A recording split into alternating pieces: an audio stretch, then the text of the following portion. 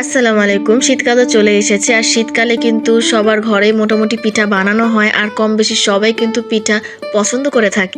আমি সবসময় আমার নানুর হাতের, দাদুর হাতের আর আম্মুর হাতের পিঠা খেয়েই বড় হয়েছি। নিজে কখনো পিঠা বানাইনি। কিন্তু এইবার আমার শখ হলো, ইচ্ছা হলো নিজের হাতে পিঠা বানাবো। তাই এই প্রথম আমি নিজে পিঠা বানিয়েছি। ৫ ধরনের পিঠা আমি বানিয়েছি। ভাপা পিঠা, পুলি পিঠা, দুধ পুলি পিঠা, ম্যাড়া পিঠা এবং চুই পিঠা। প্রথমে আমি ভাপা পিঠা বানিয়েছি আর ভাপা পিঠার জন্য আমি কেনা চালের গুঁড়ি ব্যবহার করেছি। পিঠা বানানোর জন্য চালের গুঁড়িটাকে একটু ঠিক করে নিতে হবে, তাই পরিমাণ মতো পানি দিয়ে লবণ দিয়ে ভালো মতো মিশিয়ে নিয়েছিলাম এবং এই গুঁড়িটাকে একটু চালনি দিয়ে চেলে নিতে হয়েছিল। পিঠা বানানোর জন্য চালের গুঁড়িটাকে এমন হতে হবে যেন একটু ভেজা ভেজা থাকে কিন্তু খুব ঝুরঝুরে থাকে। আর আমি আগেই নারকেলটা কুড়িয়ে রেখেছিলাম এবং গুড়টাকে সুন্দর করে কেটে গুঁড়ো গুঁড়ো করে নিয়েছিলাম। চুলায় একটি পাতিলে পানি দিয়ে গরম হতে দিয়েছিলাম আর পাতিলের মুখটা একটা নরম কাপড় দিয়ে খুব সুন্দর মতো বেঁধে দিয়েছিলাম। ছোট একটা বাটি নিয়েছিলাম পিঠা বানানোর জন্য। প্রথমে চালের গুঁড়ো, এরপরে গুড়, এরপরে নারকেল, এরপরে আরেক পরত চালের গুঁড়ো দিয়েছিলাম। সুন্দর মতো সমান করে নরম একটা কাপড় দিয়ে সেটা আমি পাতিলের উপর দিয়ে দিয়েছিলাম। ঢাকনা দিয়ে সুন্দর করে পিঠাগুলো আমি স্টিম করে নিয়েছিলাম আর পিঠাগুলো আমার এতটাই সফট হয়েছিল মুখে দিলেই গলিয়ে যাচ্ছিল। এরপর বানিয়েছিলাম ম্যাড়া পিঠা। আমার নানু এই পিঠাটাকে সাইয়া পিঠা বলতো। ম্যাড়া পিঠা বানানোর জন্য চালের গুঁড়োর সাথে লবণ আর নারকেল দিয়ে খুব ভালো মতো মিশিয়ে নিয়েছিলাম আর একটি পাত্রে পানিতে গুড় দিয়ে তা গুলিয়ে নিয়েছিলাম। গুড় আর পানির মিশ্রণটা আমি চালের গুঁড়োতে দিয়ে খুব ভালো মতো মিশিয়ে নিয়েছিলাম।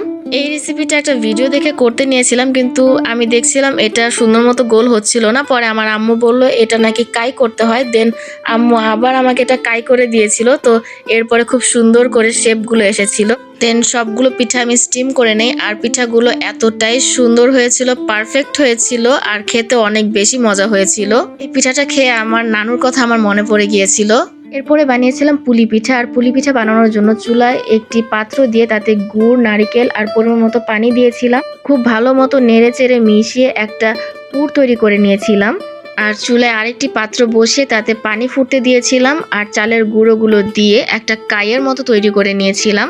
দেন গোল গোল বাটির মতো করেছিলাম আর ভিতরে দিয়েছিলাম নারিকেল আর গুড়ের পুর। পুলি পিঠার ভাজটা আমার কেনই যেন পুরো পারফেক্টভাবে হচ্ছিল না। আমার আম্মু, খালা, ফুপু সবার এত পারফেক্টভাবে এই ভাজটা হয়, কিন্তু আমার কেনই যেন এই ভাজটা হচ্ছিলই না। তাই আমি আমার নিজের মতো করেই আমি পুলি পিঠার ভাজটা দিয়েছি, কিন্তু খেতে কিন্তু অনেক বেশি মজা হয়েছিল। এরপর বানিয়েছিলাম দুধ পুলি পিঠা। আর দুধ পুলি পিঠা বানানোর জন্য পুলি পিঠার জন্য যে পুরটা আমি তৈরি করেছিলাম সেটাই আমি ব্যবহার করেছি।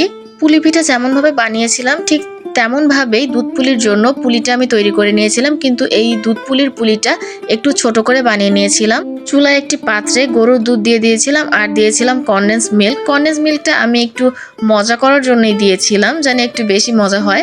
এরপর দিয়েছিলাম একটা এলাচ আর খুব ভালো মতো নেড়ে চেড়ে দিয়েছিলাম। দুধটাকে আমি বারবার নেড়ে দিয়েছিলাম আর খুব ভালো মতো যখন ফুটে উঠেছিল, একটু ঘন হয়ে গিয়েছিল, তখন আমি তাতে গুড়ের পানি দিয়ে দিয়েছিলাম। পানি আর গুড় আমি চুলায় আগে থেকেই খুব ভালো মতো জাল দিয়ে নিয়েছিলাম, সেটাই আমি দুধের সাথে মিশিয়ে দিয়েছিলাম। দুধটা যখন খুব ঘন হয়ে এসেছিল তখন তাতে আমি পুলিগুলো দিয়ে দেই। আর পুলি পিঠাগুলো কিন্তু আমি খুব সময় নিয়ে দুধের মধ্যে সিদ্ধ করে নিয়েছিলাম, কিন্তু এর মধ্যে কিন্তু আমি একবারও নাড়িনি, কারণ বারবার নাড়তে গেলে কিন্তু পুলি পিঠাগুলো ভেঙে যেতে পারে। আর দুধ পুলির প্রত্যেকটা পুলি আমার খুব সুন্দর মতোই হয়েছে আর খেতেও অনেক বেশি মজা হয়েছে আর অনেক বেশি সফট হয়েছিল। দুধ পুলির দুধটা একটু মিষ্টি হয়েছিল, কিন্তু খেতে অনেক বেশি মজা হয়েছিল। এরপর বানিয়েছিলাম চুই পিঠা। চুই পিঠা বানানোর জন্য চালের গুঁড়ির সাথে লবণ দিয়ে খুব ভালো মতো মিশিয়ে পরিমাণ মতো পানিতে আমি কাই করে নিয়েছিলাম। দেন খুব সময় নিয়ে প্রত্যেকটা চুই পিঠা আমি তৈরি করে নিয়েছিলাম। এই প্রথম আমি চুই পিঠা বানিয়েছি, তাই আমার একটু বেশি কষ্ট হয়ে গিয়েছিল।